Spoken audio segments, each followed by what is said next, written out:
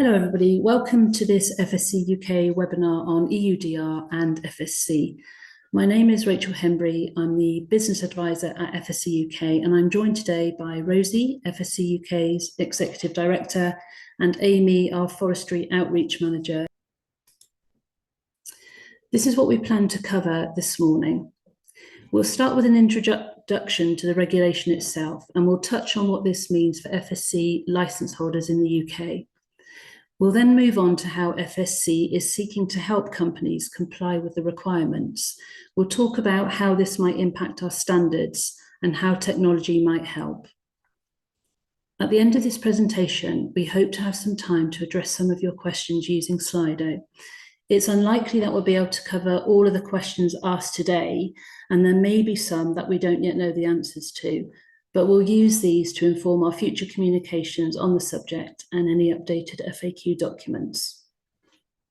We'll also direct you to where you can find more information on FSC's work to align with the EUDR requirements and how to input into the current consultation that FSC currently has open. We'll start with the basics. What is the EUDR, or to give it its full title, the European Union Regulation on Deforestation-free Products? EUDR is the landmark EU law to minimise the EU's contribution to deforestation and degradation. So the EU wants to increase the demand for deforestation-free and legal products. The EU's goals and FSC's mission are aligned, and the EUDR makes FSC work towards our mission faster. So according to the EU Commission, the main driver of deforestation and forest degradation is the expansion of agricultural land, which is linked to the production of commodities we import, such as cocoa, coffee, soy, palm oil, beef, rubber, wood, and its derived products.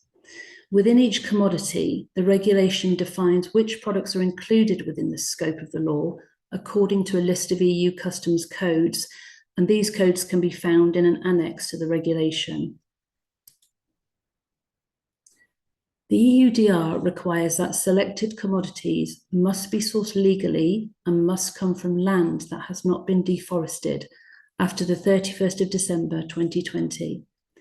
So companies must mitigate as much as possible the risks of illegality and deforestation before placing or exporting the products in or from the EU market.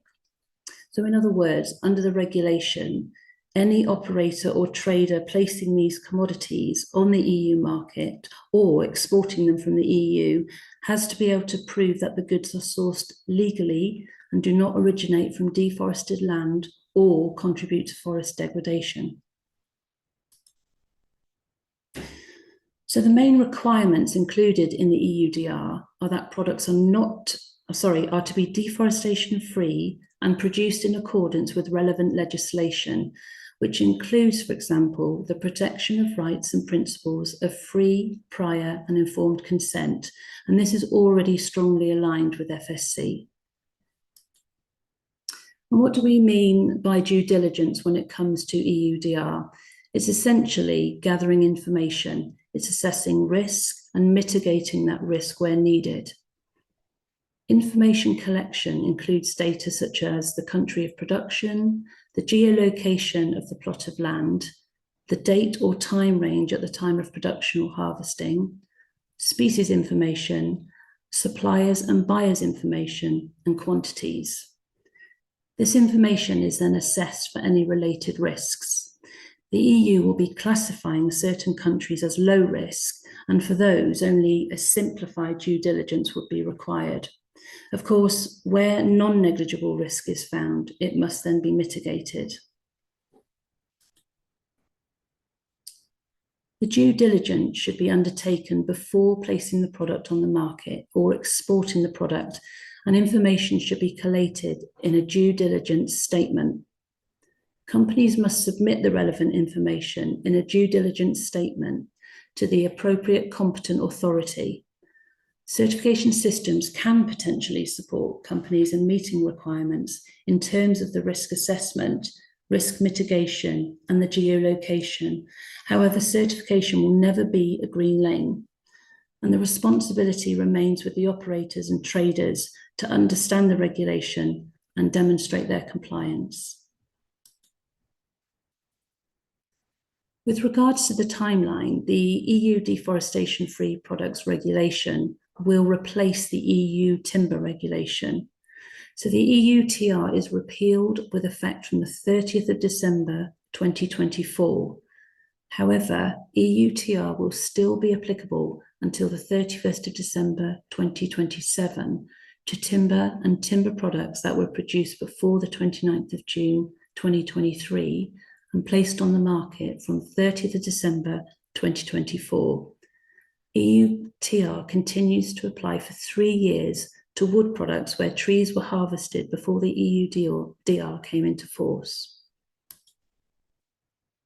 So what does all this mean in a UK context? In the UK Environment Act 2021 sets out the framework for legislation requiring companies to implement due diligence systems for forest risk commodities in their supply chains.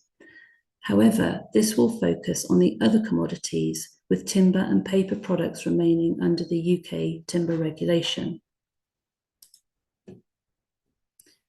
So what are the implications of EUDR for UK businesses? Companies trading in Great Britain do not have direct legal obligations under EUDR, but it is worth noting that our understanding is that companies in Northern Ireland will need to comply with EUDR. Those with operations will have obligations as operators and/or traders. And if you have customers in the EU, then you'll need to supply data to help them comply with the EUDR. Unsurprisingly, FSC has been keeping an eye on the development of EUDR for some time, and we're very keen to help companies comply with the regulations. As I mentioned at the start, FSC is strongly aligned with the EUDR goals and requirements, and we believe we are a robust and effective tool to help companies meet the requirements. We're looking to utilise new technologies to enable geolocation and traceability, and we also have strong social requirements, including the protection of Indigenous people's rights. While FSC goes beyond EUDR in terms of social and legal requirements, we found that there are differences in the requirements of EUDR and existing FSC requirements. Predominantly, those differences include more information gathering, such as traceability and geolocation information, and more requirements for due diligence, and some terminology and related definitions are different. So since its inception, the EUDR has been very important for FSC as it strongly aligns with our mission and our vision. However, as I just said, although FSC is significantly aligned, there are some differences that we need to address, while at the same time making sure that our system is still accessible for those who do not need to comply with the regulation. And in this respect, we've been facing rather opposing expectations. Those stakeholders associated with the EU market have asked that we fully align with the EUDR, while those who do not need to comply want to avoid changes not relevant to them. So in order to meet the needs of everyone, we are proposing to introduce a voluntary add-on standard based on and supplementary to our regular requirements. And we've called this a regulatory module, which is the key normative alignment tool. However, we're also proposing to introduce certain system-wide changes as a foundation for the voluntary add-on requirements. The most prominent set of those policy-based changes relate to risk assessments. So far, we've required the use of risk assessment only in the context of controlled wood. However, with EUDR requiring risk assessment for all operators, we wanted to make sure that our risk assessments align with the regulation, while at the same time maintaining only one uniform, credible and consistent risk assessment used across the whole FSC system. So whether you're using the regulatory model or traditional FSC. The model introduces all applicable EUDR requirements, including geolocation and traceability. Hence, the technology solutions such as blockchain are an integral part of FSC's EUDR offering. So in terms of where we are now, there is some good news. With regard to legality, FSC's standards require certificate holders to meet all applicable legal obligations. With social requirements, FSC already embeds strong social requirements protecting workers' rights, local communities, as well as Indigenous peoples' rights. With no degradation, FSC forest management certification already prevents degradation. And there are areas that we need to work on to ensure alignment. No deforestation. FSC's conversion policy is aligned with the EUDR no deforestation requirements. FSC does, however, permit minimal conversion if it produces long-term conservation and social benefits, does not exceed 5% of the certified forest area, and does not threaten high conservation values. FSC doesn't consider the establishment of ancillary infrastructure, such as forest roads needed to support responsible forest management, as conversion. So we're looking at what changes might be required to align this with the EUDR definition and how the FSC regulatory model can provide additional requirements regarding deforestation and degradation. In terms of geolocation requirements, we're partially aligned. Many FSC certified forests are already providing geospatial data on FSC certified forest areas. FSC is already working on introducing relevant requirements and technology to support collection of geospatial data of all FSC certified forests. And in terms of traceability, we're developing FSC blockchain as a means to transmit product origin data along the supply chain. So for geolocation and traceability, we're looking at technological solutions. FSC is currently consulting on the proposed changes as we seek to align with the EUDR, and will now show you a short video that explains the consultation. Welcome to the forefront of change in sustainable forestry. We invite you to participate in the global consultation on FSC requirements, aligning with the EU regulation on deforestation-free products. This consultation features 3 sets of requirements, each crucial for the evolution of the FSC standard. Introducing the voluntary FSC regulatory module, designed to enhance forest management, chain of custody, and controlled wood practices. It also outlines accreditation requirements for certification bodies, aligning FSC standards with EUDR compliance. Presenting FSC advice notes, proposing system-wide changes. These changes not only align with EUDR, but strengthen our general certification requirements, making it deforestation-free and addressing supply chain mixing risks. Explore the expanded scope of FSC risk assessments. No longer limited to controlled wood, these assessments now apply to all certificate holders, demonstrating robust risk assessment and mitigation measures for stronger systems and EUDR compliance. How does this affect you? Even if you're not trading with the EU, understanding these system-wide shifts and risk assessments is essential.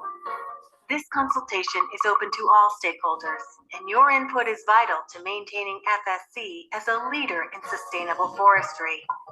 Whether in English, Spanish, or French, we would love to hear your thoughts. Visit the FSC EUDR webpage for more information. Together against deforestation.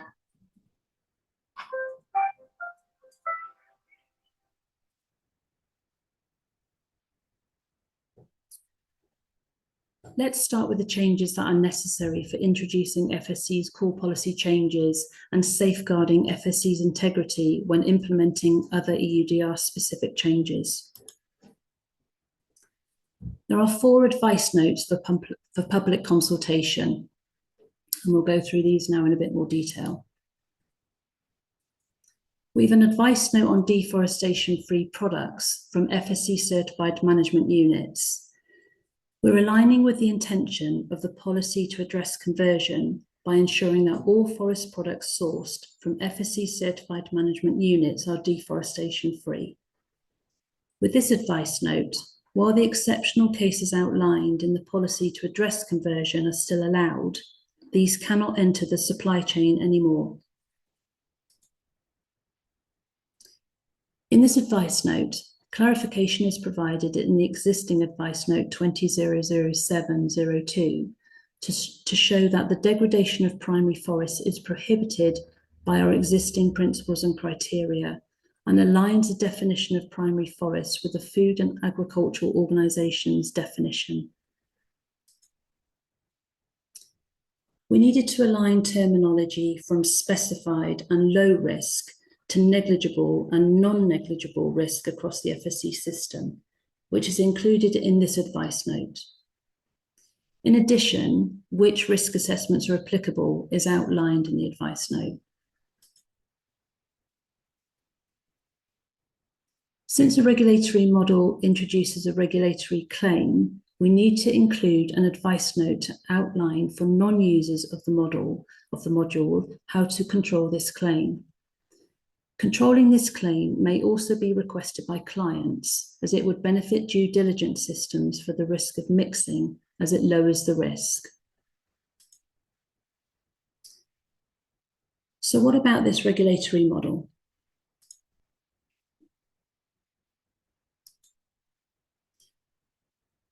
To support certificate holders' EUDR compliance, FSC have developed a voluntary add-on standard called the FSC Regulatory Module, one of the 3 parts currently open in the consultation. The module with the FSC code FSC STD 01004 is an extension to existing certification standards. It was developed to support compliance with EUDR, and as such, it incorporates EUDR-specific criteria, definitions, documentation, and verification processes. This standard is a module that is completely voluntary. Should you use it, please note that it cannot be used as a guarantee for compliance with EUDR. Our system only verifies conformity with our normative framework. Our goal was to create an easy-to-use, out-of-the-box modular offering which can be turned on and off. It's voluntary, so it doesn't disrupt our global certification system, but rather addresses the needs of those affected by EUDR. It can only be used on top of existing certification requirements of either forest management, controlled wood, project certification, or chain of custody, all in a single standard. It's also for users such as certification bodies, as it includes accreditation requirements. Since it's just one standard, different parts of the standard are allocated for different users. So part 1 includes add-on requirements for forest management certification. Part 2 is for chain of custody, for project certification, and controlled wood sourcing certification. Part 3 includes an add-on for trademark requirements, and finally, the requirements need to be audited, so there are accreditation requirements. The other aspect of the FSC system currently under consultation is our risk assessments. So FSC's existing controlled wood framework is already a risk-based approach, and we have 60 existing risk assessments setting a strong foundation for risk assessment development and revisions. Given the tight timelines for EUDR, we're fast-tracking the development of EUDR-aligned risk assessments. We've identified 20 priority countries where risk assessments will be developed by March of 2025, and the rest will continue to be developed afterwards. The UK is among the 20 prioritised countries. The consultations on the advice notes, the regulatory module, and the FSC risk assessment are all available on the FSC consultation platform. If you're not already registered for the consultation and you'd like to participate, then you'll need to register. You don't need to answer all the questions, and you can save progress as you go. We'd recommend that. You can also continue to make changes even after you submit your response, right up until the consultation closes. You'll receive a copy of your responses by email, and as we mentioned, you can continue to make changes. We'd recommend that you save your responses regularly, as responses may be lost if you're inactive for any period of time. And you may also wish to copy text of individual responses. The consultation will close on the 1st of March. And now we'll have a look at the technology. Geolocation is often the first thing people focus on, and the good news is that there are well-established technological solutions to collect this data. The challenge is how to manage that data at the level of detail required by EUDR and make it come together in the right way so you can use it when it's needed. FSC is planning on providing the platforms and the guidance to collect this data. Traceability is a much younger technology, and it might be more challenging to meet these requirements for EUDR. Traceability connects data from the forest with the intermediate and final products that are placed onto the EU market. We hope that FSC blockchain will be a tool that will deliver this. So what will FSC blockchain do? Certificate holders will enter their purchases and sales of FSC certified products, and these products will be automatically checked against the certificate scope and validity. The transactions will be matched between the buyer and the seller, and when a match is achieved, the transaction will be written into the blockchain. The data will be encrypted with decryption keys provided to downstream customers based on rules set by the supplier. And the data, when linked to digital audit reports and risk assessments, should provide the core data for EUDR due diligence reporting. Here's a demonstration now of how the blockchain technology will work.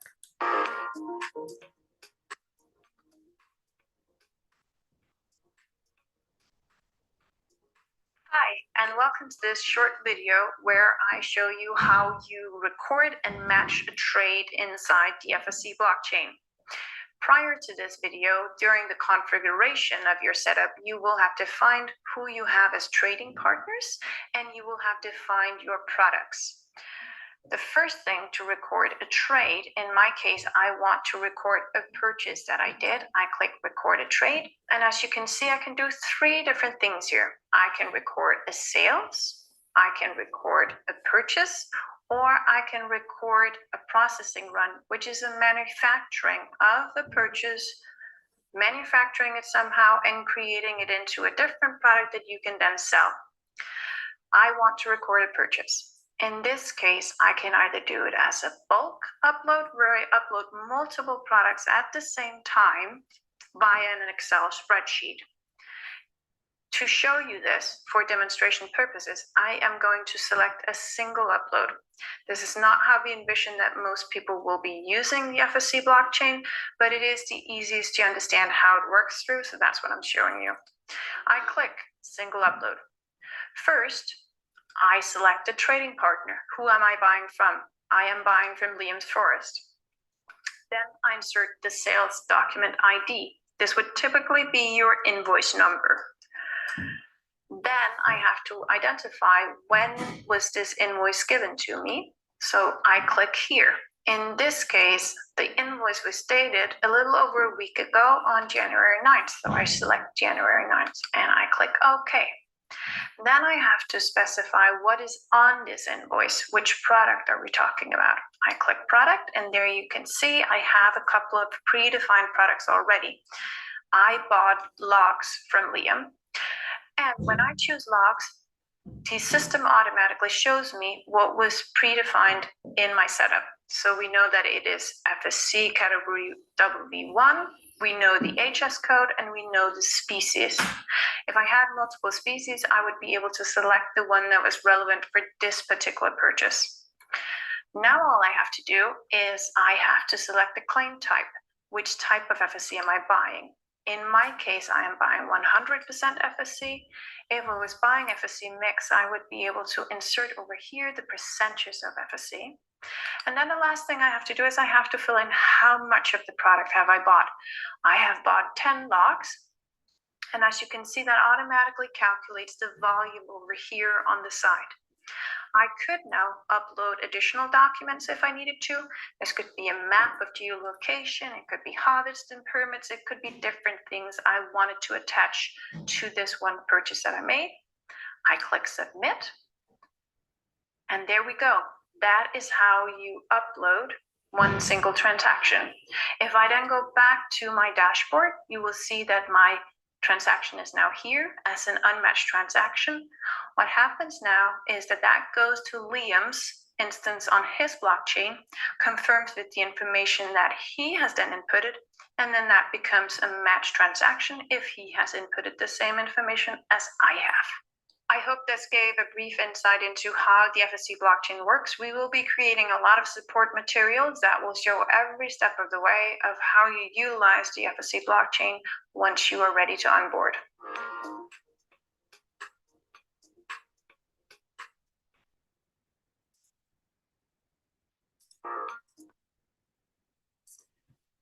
If you would like to learn more about FSC blockchain, then please visit the dedicated webpage and sign up for the webinars on the topic. There's a few coming up over the next few months, and they're all registered, they're all listed here. As we come to a close now, in terms of where you can go for more information, we've established channels where you can receive updates, and we are dedicated to keeping them up to date and sharing the latest information with you. As well as the international website, we now have a page on the FSC UK website dedicated to EUDR, and the links there are on the screen.